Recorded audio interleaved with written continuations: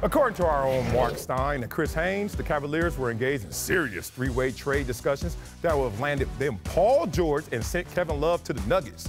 And even though the trade didn't go down, the Cavs are still pursuing it. So yeah, did I mean, I ask you, can you see this happening? And if so, should the Warriors be worried? Well, let me cut to the chase and answer the second part first. Say no. No? No, they should be worried. It's not enough. It's not enough. We talk about this all the time.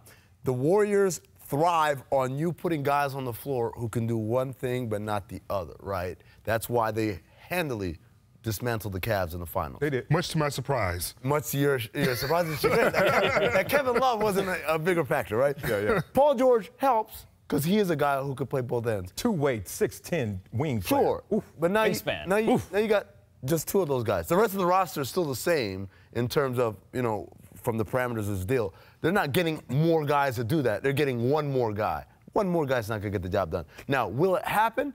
I don't know, man. I've been in a front office that's in flux, where your general manager's not there, where your owner's trying to take a bigger role in the negotiations.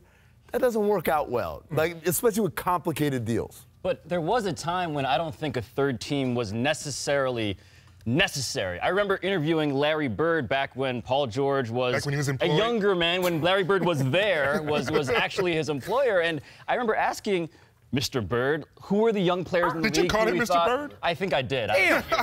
You know you got your own show coming out. You ain't got to call him Mr. Bird no more. Larry Bird does not care about my show, myself, unfortunately. Larry.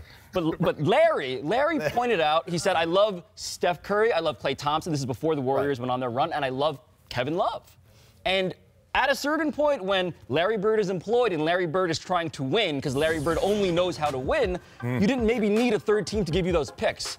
But the Pacers are rebuilding. They need that kind of Denver Nuggets type team because Kevin Pritchard, their GM, he's not trying to win right now. It's not realistic to. So Kevin Love isn't enough anymore. Straighten them out, LZ. Well, listen, I think that the Warriors shouldn't be worried, but they should keep their eyes on them because this won't be the only thing that the Cavaliers will do this offseason to improve their roster. And, oh, by the way, you sub out Kevin Love for Paul George.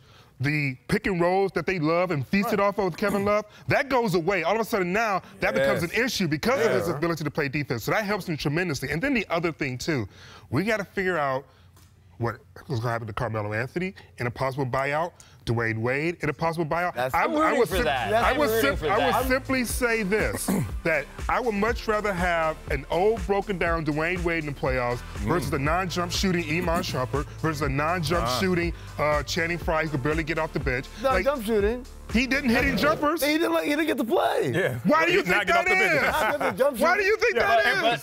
But LZ and I think we both want the expendables version of the Cavs. We want the old guys. Give us Melo, give us Dwayne Wade, give us LeBron, give us that version of that team. That, to me, is at least more fun. I want that, too, because I love the idea that people delude themselves. Oh, now we've got a squad that can rival the world. I want them to have every wash player that can get But be careful, because the absence of Kevin Love means more production in the finals. Remember, he disappears in the finals for the most part. Yeah, so you get a two-way wing player, 6'10", in the finals, that production can do something.